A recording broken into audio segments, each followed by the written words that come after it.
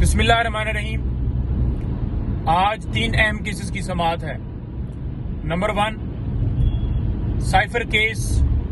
जैसा कि आपको पता है कि बाहर से धमकी मिलती है और इमरान खान साहब की हुकूमत को हटा दिया जाता है, बजाय ये कि जो उस साजिश में शामिल थे उनके ऊपर कार्रवाई होती। खान साहब के ऊपर मुकदमा भी बनाया जाता है, जेल में भी डाला जाता है।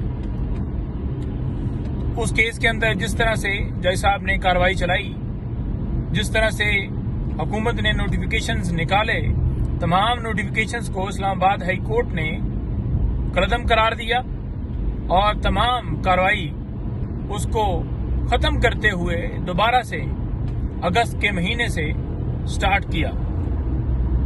लेकिन दोबारा ट्रायल कोर्ट में उसी तरह से कार्रवाई शुरू की गई, जिसमें ना आइन की ना कानून की कोई भी मंशा पूरी की गई, बल्कि धज्जियां उड़ाई गई और दोबारा इस्लामाबाद हाई कोर्ट ने उसमें स्टे दे दिया।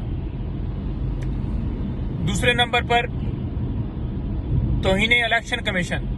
अब इलेक्शन कमीशन जो है वो अदालत नहीं है, वो एक कमीशन है। वो तौहीन अदालत की कार्रवाई कर ही नहीं सकता, वो तौहीन अदालत की कार्रवाई कर रहा है। तो वो भी जेल में खुद चल कर गया है, जैसे कि दूसरी अदालतें गई हैं, सिवाय हाई कोर्ट और सुप्रीम कोर्ट के। बाकी अदालतें खुद जा रही हैं जेल में। होता यह है कि एक्यूज को अदालत में पेश किया जाता है, लेकिन यहाँ पर क्योंकि नाम है इमरान अहमद खान न्याजी, तो लिहाजा खौफ इतना है उनकी तस्वीर से, खुद ही ये सारे वहां पर जा रहे हैं। तीसरे नंबर पर सुप्रीम कोर्ट में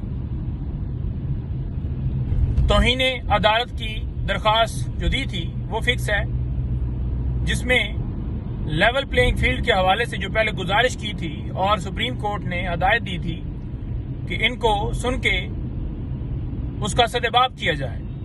लेकिन आपने देखा कि जो सदेबाब हुआ, जमशेद दस्ती साहब की भी मिसाल आपके सामने है कि किस तरह उनकी वाइफ को नंगा किया गया और उनके बच्चों के ऊपर जो तशद्दुद किया गया, तो वो भी आपके सामने है। इसी तरह से पूरे पाकिस्तान भर में जिस तरह से लोग उठाए गए, तजवीज कुरिंदे, तायद कुरिंदे, और जो लोगों के साथ सलूक किया गया, पाकिस्तान में ऐसी कहीं मिसाल नहीं मिलती।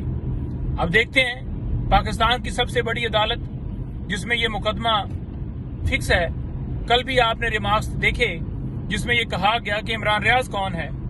आज देखते हैं कि आज अदालत इसके अंदर किस हद तक अपने लोगों के बुनियादी हकूक की हिफाजत करती है और उन लोगों के खिलाफ कार्रवाई करती है जिन्होंने अदालत के हुक्म को माना नहीं, बल्कि अदालत के हुक्म को हवा में उड़ाया। बहुत शुक्रिया।